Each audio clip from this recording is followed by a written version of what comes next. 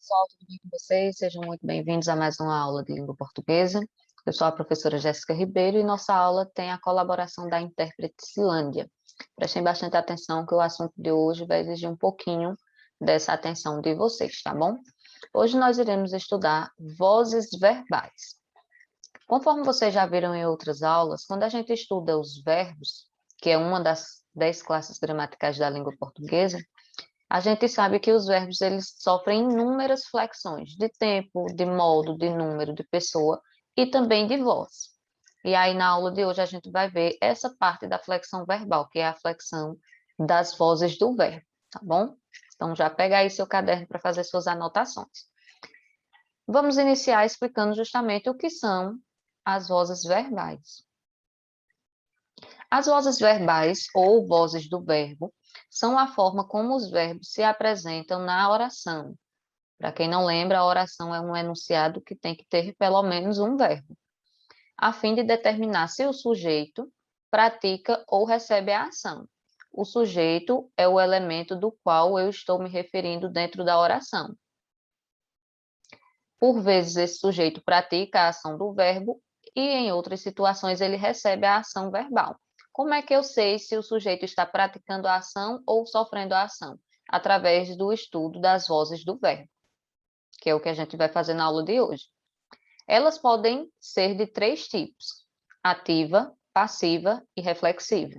Então, basicamente, aqui nós temos os 3 tipos de vozes verbais, tá bom? Ativa, passiva e reflexiva.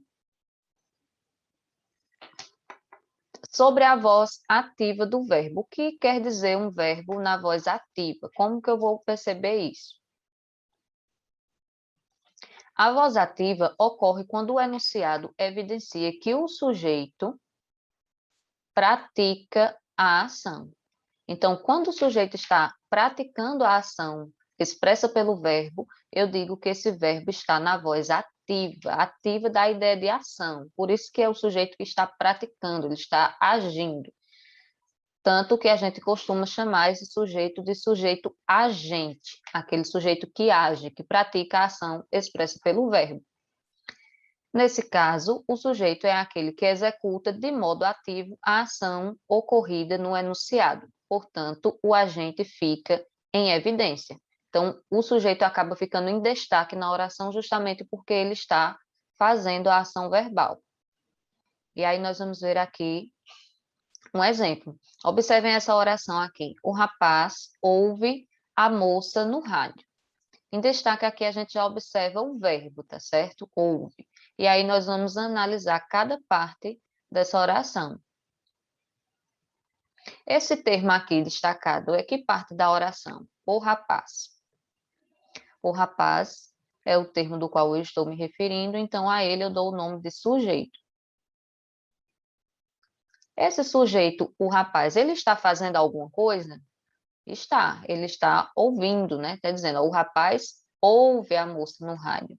Então, se o sujeito ele está fazendo alguma coisa, se ele está ativo, eu vou chamar esse sujeito de sujeito agente. Ele está agindo, a ação dele é a ação de ouvir a moça. Ouve vai ser, portanto, o meu verbo na voz ativa.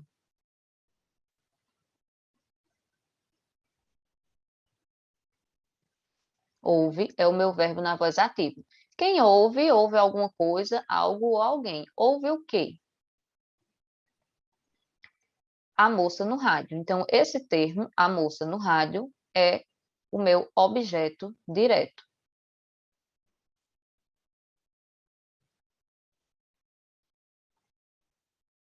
O que é que o rapaz ouve?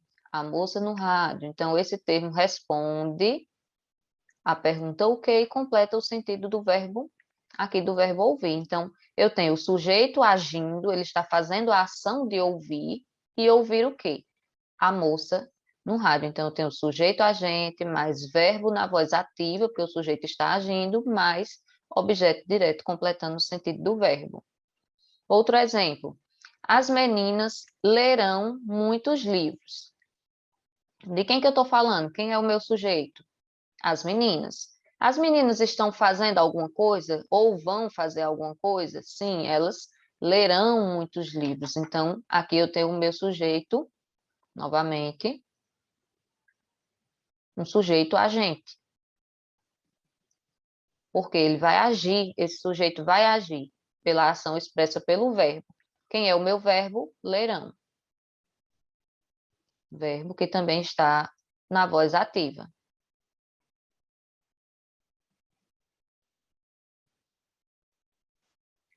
E as meninas lerão o quê? Muitos livros. Muitos livros é o meu objeto direto. Ok, pessoal? Então, quando o verbo está na voz ativa, significa que eu tenho um sujeito agente, um sujeito que age, que ele realiza a ação verbal. Vamos ver agora o outro tipo de voz verbal, que é a voz passiva, tá certo? Veja que o nome já vai dando uma dica para a gente. O outro era ativa, já dá a ideia de sujeito ativo, que faz alguma coisa, que movimenta alguma coisa. Nesse aqui, o sujeito já é passivo. O que é uma coisa passiva? Vamos observar. Ao contrário da voz ativa, a voz passiva evidencia o sujeito que sofre determinada ação. Então, nos exemplos anteriores, quando a gente estava vendo a voz ativa, o sujeito fazia a ação do verbo. Agora é o contrário, o sujeito sofre a ação do verbo. E aí a gente não chama mais de sujeito agente, e sim de sujeito paciente. Ele sofre a ação verbal. Logo, a voz passiva pode ser usada para evidenciar não o agente, e sim quem está sendo impactado por ele. E aí nós vamos ver alguns exemplos. Veja que nós temos basicamente uma situação semelhante com os exemplos anteriores, mas mudou de lugar alguns elementos e aí mudou a voz do verbo também. Veja que eu tenho a moça é ouvida pelo rapaz. Antes era ao contrário. O rapaz ouve a moça. Agora, a moça é ouvida pelo rapaz. Então, quem é o meu sujeito? A moça. A moça é o meu sujeito, é dela que eu estou falando. Mas a moça está fazendo alguma ação? Ela está ativa nessa situação? Não. Ela não está fazendo nada. Ela está sofrendo a ação, ela está sendo ouvida, ela não está ouvindo ninguém. Então, eu não posso chamá-la de sujeito agente, igual eu chamei o outro. Agora vai ser um sujeito paciente, porque ela está sofrendo a ação verbal. A ação verbal é expressa por uma locução. Ó. Eu tenho um verbo auxiliar,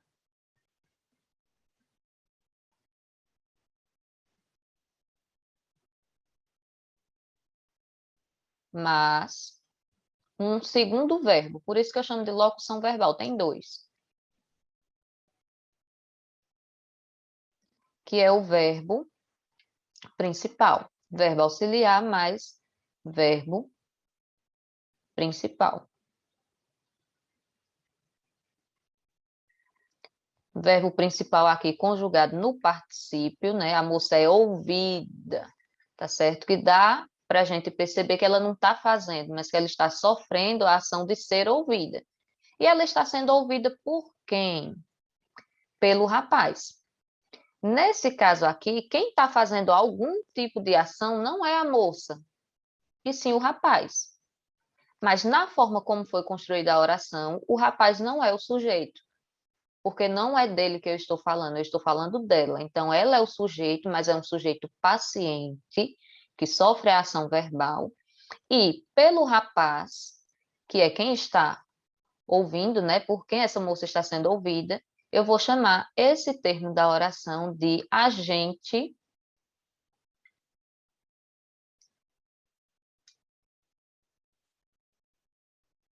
da passiva. Por que agente da passiva? Porque o rapaz está agindo, né, ele está ouvindo a moça, mas ele não é o sujeito, então eu vou chamá-lo de agente da passiva. Ele está agindo, porém, nessa construção, a ação dele recai sobre o sujeito paciente. Então, ele é o agente da passiva.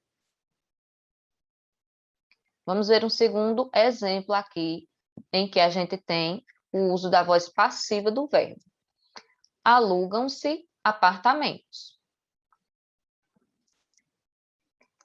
Eu tenho aqui aluga-se,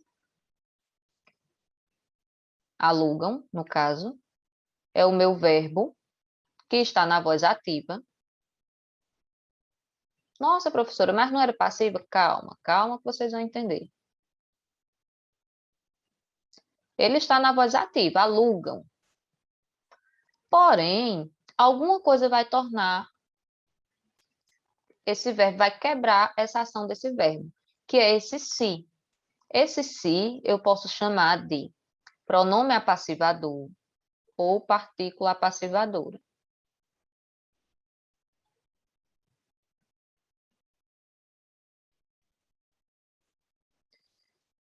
Esse se é o pronome apassivador. Por quê? Porque ele vai apassivar essa situação, tornando essa oração na voz passiva. Alugam-se o quê? Apartamentos. Apartamentos aqui não é objeto. Apartamentos, embora esteja aqui no finalzinho, é o sujeito. Os apartamentos estão fazendo alguma coisa? Não, mas eles estão sofrendo a ação de serem alugados. Então, é um sujeito paciente. Ou seja, um sujeito que não age, mas sim que sofre. Tanto que eu posso inverter a posição desses termos aqui e dizer: apartamentos são alugados. Eu posso transformar essa construção numa construção analítica, que é o que nós vamos observar na sequência. O que é que vocês viram aqui? Que para tornar o verbo na voz passiva, fazer essa construção da oração na voz passiva, tanto eu tive esse primeiro exemplo aqui mais desenvolvido, veja, que tem até dois verbos, um verbo auxiliar e um verbo principal, como também eu posso construir a minha oração de uma forma mais reduzida. Veja que eu usei menos palavras aqui, em que eu tenho um verbo na voz ativa, porém ele é apassivado pelo uso do se, e eu tenho o sujeito lá no final. Por que que isso acontece, professora? Porque a voz ativa, ela permite que a gente faça de duas formas diferentes. Na forma analítica, que é essa daqui, a primeira, e na forma sintética. Vou até colocar para vocês. Essa é a forma analítica.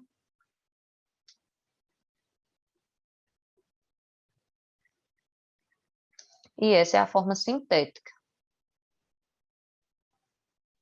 O que isso quer dizer, professora? Vamos ver agora adiante. Ainda sobre a voz passiva do verbo. Formação da voz passiva analítica, que foi o que eu mostrei para vocês. A voz passiva analítica é formada por um sujeito paciente, mais verbo auxiliar, mais verbo principal conjugado no particípio, mais agente da passiva. Foi aquele primeiro exemplo que eu mostrei para vocês. Vou colocar um semelhante aqui. A casa toda foi aspirada por nós. Quem é o meu sujeito? A casa toda. Sujeito paciente.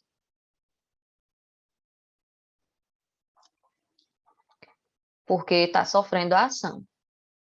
Depois eu tenho a construção dos verbos, aqui com verbo auxiliar,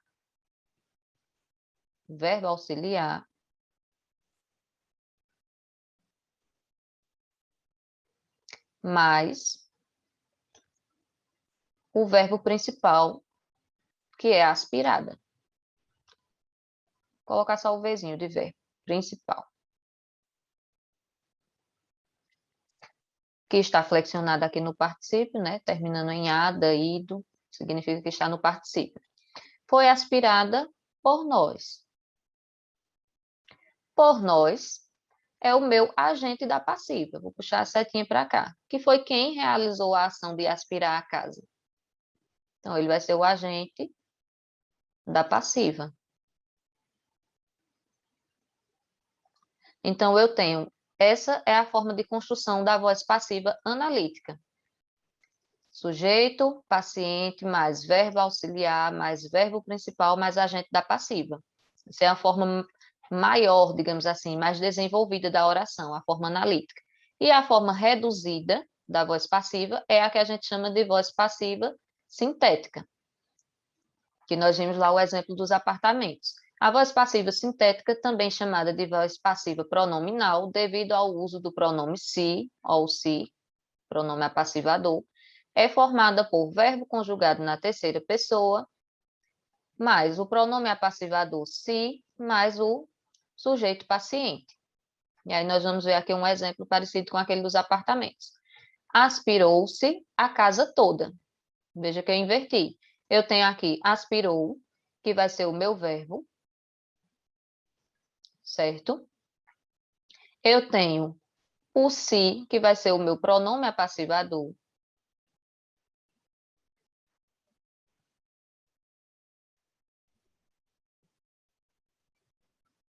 Para tornar essa oração na voz passiva, tem que ter esse pronome apassivador. E o meu sujeito foi jogado lá para o final. Meu sujeito é quem? A casa toda. Só que é um sujeito paciente.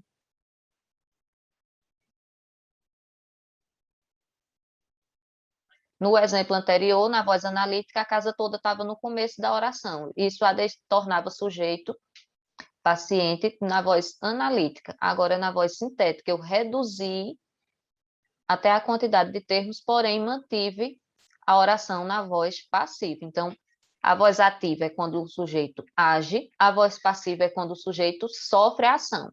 Dentro dessa voz passiva, tem duas formas de construir, a analítica e essa daqui, que é a sintética, tá bom?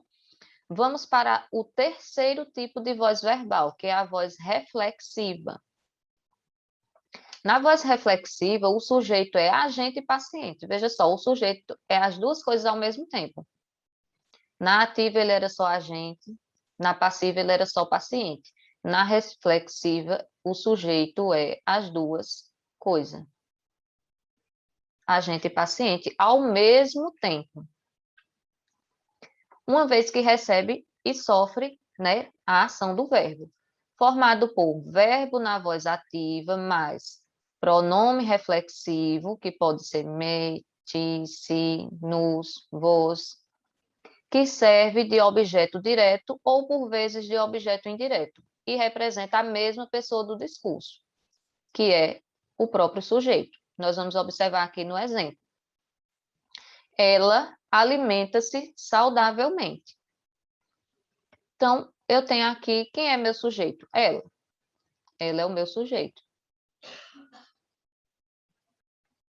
Ela está fazendo alguma coisa? Tá, ela está alimentando. Ó. Ela alimenta-se saudavelmente. Ela está fazendo alguma coisa. Então, ela está alimentando, ela é um sujeito agente, então, né? Se ela está fazendo a ação de alimentar, ela é um sujeito agente. Então, eu tenho aqui o meu verbo. Na voz ativa.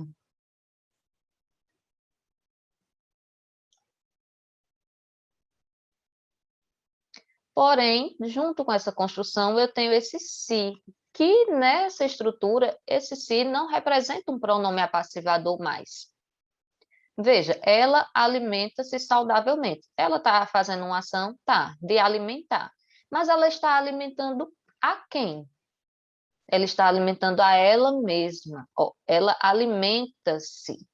Então, ela está alimentando ela mesma. Está escrito ela mesma aqui na oração? Não. E quem é que representa isso? Esse si, esse pronome reflexivo. Então, esse si, nessa estrutura da voz reflexiva, ele não é pronome apassivador, ele é pronome reflexivo,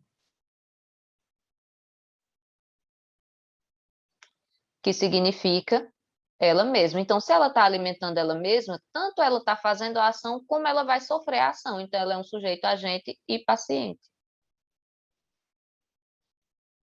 Ela faz e sofre a ação que ela mesma faz. Saudavelmente. Ela alimenta-se saudavelmente. Saudavelmente é o modo como ela alimenta. Então, vai ser o adjunto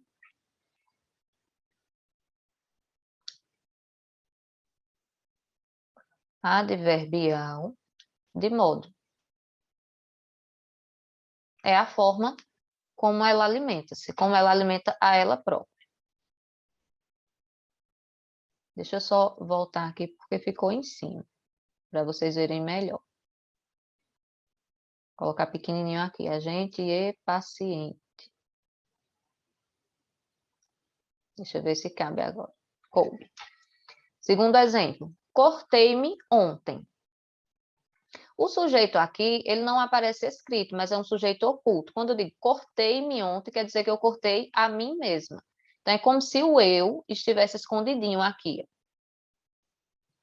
Como se eu dissesse, eu cortei-me ontem. Então, eu tenho o meu verbo, tá certo? Deixa eu ajeitar.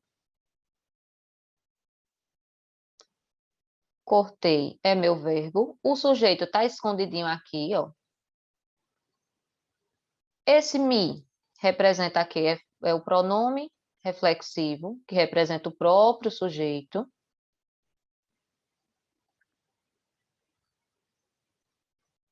Por que representa o próprio sujeito? Porque quando digo cortei-me, quer dizer que eu fiz a ação de cortar. Mas eu fiz a ação de cortar quem? Eu mesma. Então, eu fiz a ação e sofri com essa ação. Então, esse me representa a mim mesmo, é o pronome reflexivo que representa a mim mesmo. E o ontem está indicando o tempo, então é um adjunto adverbial de tempo. E o meu sujeito, que estava aqui oculto, escondidinho, é um sujeito agente e paciente. Porque ele fez a ação de cortar, mas essa ação recaiu sobre ele próprio. Ele cortou a si próprio, cortei-me. Ok, pessoal? Espero que vocês tenham gostado dessa aula sobre vozes verbais, tenham compreendido aí a diferença entre a voz ativa, que é quando o sujeito age, a voz passiva, quando o sujeito sofre a ação, e a voz reflexiva, quando esse sujeito faz a ação, mas essa ação volta para ele. Ele sofre com a própria ação. Tá bom? Um forte abraço e até a próxima aula.